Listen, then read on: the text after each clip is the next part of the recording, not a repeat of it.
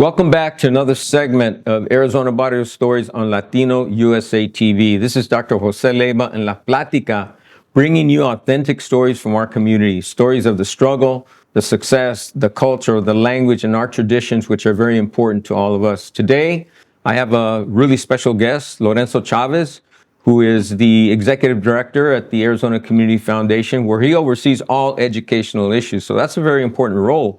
But prior to that, he had been at an executive position at Arizona State University. So, Lorenzo, welcome to Arizona Barrio Stories. Gracias, Dr. Leyba.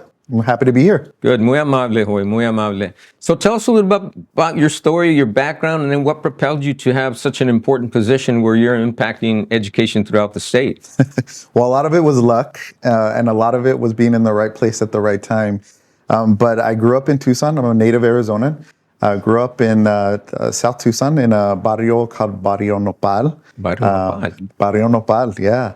And so I'm third generation Mexican American, so Chicano. Mm-hmm. And so, growing up in Tucson, there wasn't a lot of, in terms of like access and job growth and things like that. There wasn't a lot of that. So I really kind of saw education as and my parents did before I did, right? Mm-hmm.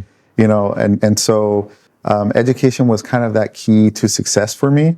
I'm a first generation college student. I'm still the only one in my family to have gone to college. Mm-hmm. Although I have a brother now who in his mid 30s is working on a bachelor's degree. So that's something that was really important to my family, but I found really quickly that was the key to opportunity, to get out of the community and be able to help people. That's really what it's ultimately about. Mm-hmm. So went to Sunnyside High School. So I'm a Blue Devil alum.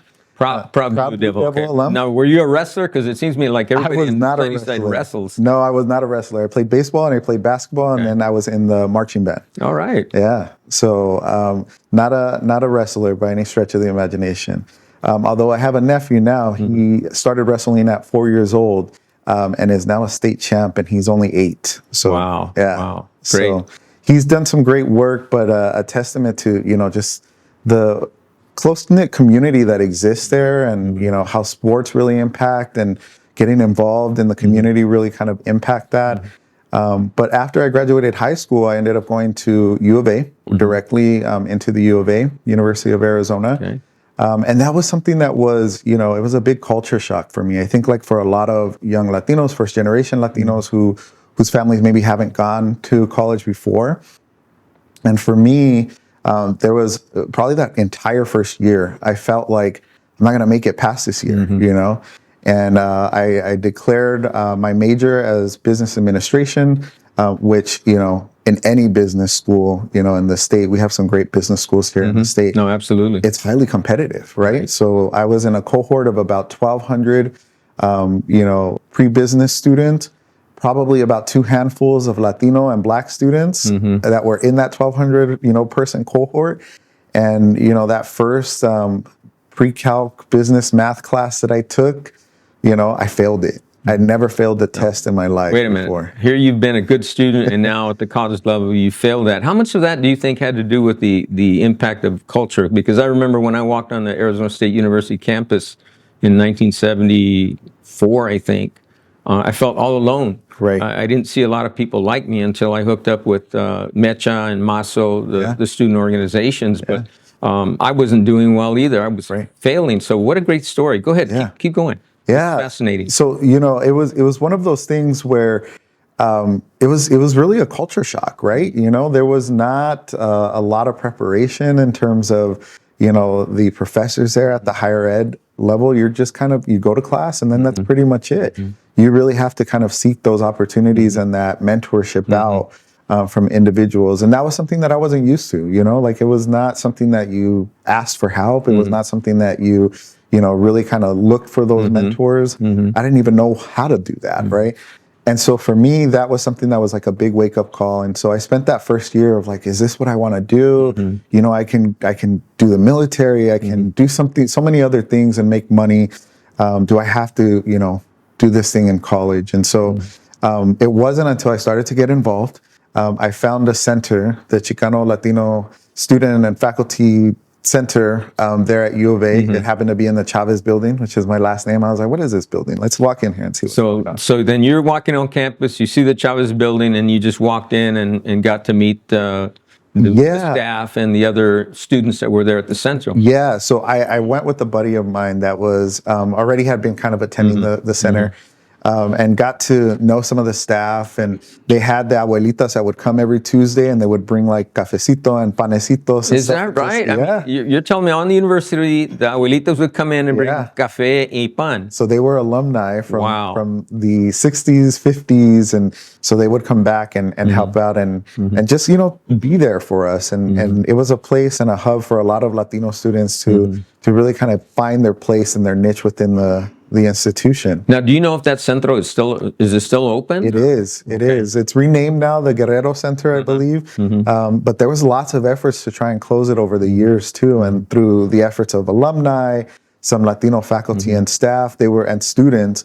They were able to keep that open and preserve it there. So how odd that you graduated from U of A and then you worked in a senior level position there at Arizona State University. Tell us a little bit about that time. Yeah. So during that time, this is kind of where the luck and kind of being in the right place, right time was, right? So I finished my degree at U of A in business administration. And so I took a position in finance, as most business students do, right? And so during that process, I quickly found that was not my passion. Okay. Right. And so people care about two things, a mentor told me: their kids and their money, and not necessarily in that order. Right. And so, for me, that was something that was, it was an eye-opening kind of experience to be in that position for a couple of years, and found that was not what I was passionate about. I cared about the community. I cared about working with students and working with families. I had worked for Parks and Recreation in the city. I was a product of that, the after-school programs, the summer programs from the city. And so when it came time to find a job in high school, I started working for the city in the recreation programs. And so that's where I found that I was most fulfilled. So again, kind of right place, right time. I had a fraternity brother of mine that was working for a federal program called the Gear Up program, which was focused on first generation students, getting them into college, helping them navigate through high school and all the way into college. And so for me, that was something where, I was like, this is perfect. So, I went through a very rigorous program, and, not having an education background, not having, a lot of the skill sets that they were looking for, but they took a chance on me, right? They took a chance on me, and that's where, I got placed into a high school in Tucson, Pueblo High School. And so I was there as their college coach and college counselor for about 6 years. And so that really was kind of my entree into kind of higher ed and bridging that gap between, our K through 12 system and higher ed. And I fell in love with it. So that kind of gave you your background, your real background in education and finding your passion. I think that's what all of us are trying to do here at Arizona Barrio Stories. We found our passion, getting individuals like you here to tell these amazing stories of success from our Barrio Nopal, right? Yeah. And Dr. Leyba, what I attribute that most to, and I tell students this all the time: you don't need to know what you're doing when you go into high school. But when you get a college degree, that opens up so many more doors. Right. Had I not had that college degree, regardless if it was in business, if it was in fine arts, wherever it was, or education, that opened the door for me to even be considered for that role, right? Okay. And so fast forward, I met a girl. And so she is now my wife. I met a beautiful woman, Eileen Martinez, who's now my wife. And she moved up here. She was from Tucson, grew up in the same neighborhood. We didn't know each other. She was about 4 years younger than I am. And so we didn't know each other growing up, but we met when she was a senior in college. And so we just happened to have a mutual friend that introduced us. And from there, we just kind of hit it off. And she ended up moving up here to Phoenix and got a job working for ASU as a national recruiter. And after about a year of that, she was like, all right, you got to make the decision. What's going on? Are you coming up here? I don't know if I'm going back. There's no work for me there. So I ended up making the jump here, and I started out as a director of a TRIO program, working with college students, first generation, socioeconomic disadvantaged, students, at the college level at that point. And from there, it was I met Dr. Sylvia Simons. And so she was our principal investigator, but also a trio director at the downtown campus. And she's a Latina, first gen, an incredible story that she has, and just the things that she overcame to get where she was. And so I found out later that she went to Columbia Law School, and now she's Dr. Sylvia Simons. And so she took me under her wing and helped to guide me, and taught me the hard knocks of higher ed administration. And there's a few hard knocks. Trust me, I've been there at all levels. So thank you for mentioning that. Exactly. And I think that's really important, that along the way, we all have to find those mentors. Right. So you had a mentor, you served in a senior role. And as we began to wind down our interview, now tell us about working at the Arizona Community Foundation now, where you have an amazing Latina CEO and president, Ana Maria Chavez, who's just doing wonderful things there at the foundation. Talk to us about that. Absolutely. So it was kind of a full circle moment for me. When I left, ASU, I was overseeing a lot of our community impact work, community engagement work. So I did a lot of grant writing. I did a lot of development work and stewardship. And so my entree into, ACF, the Arizona Community Foundation, was as a grantee, right? So building those relationships with the program officers, so on and so forth.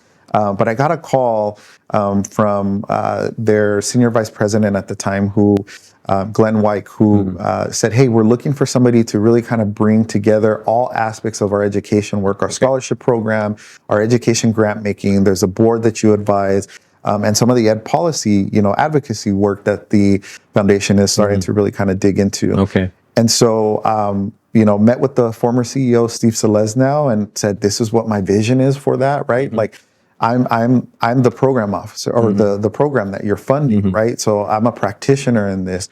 We have to do a better job of trust-based philanthropy, of thinking about ways that we include our grantees from non-traditional backgrounds, those that don't even know what a community foundation is, and do a better job of outreaching to that. So that's what I've been doing over the past, a little over 2.5 years, is really kind of developing this new framework for our education grant making, and looking at ways that we can really truly measure the impact that the community foundation has within the community. So, prior to my arrival, we kind of did everything, right? In education. Right. As you probably know, education, it spans early childhood all the way through the whole gamut, continuing education for people who have degrees, right? And so we really kind of looked at that, and I said, how do we make impact, and how do we measure that impact? So that's a lot of what I've been doing, over the past 2.5 years there. So as we close, what final statement would you like to have our viewers understand, either about education or about your story?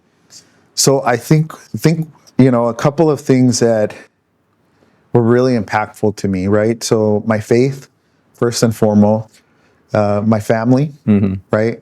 And my ability to help other people. And through that ability to help other people, I had a great, mentor along the way who shared a statement with me that really resonated with me, and it's how I live my life now, right? And the statement was, always have tireless optimism.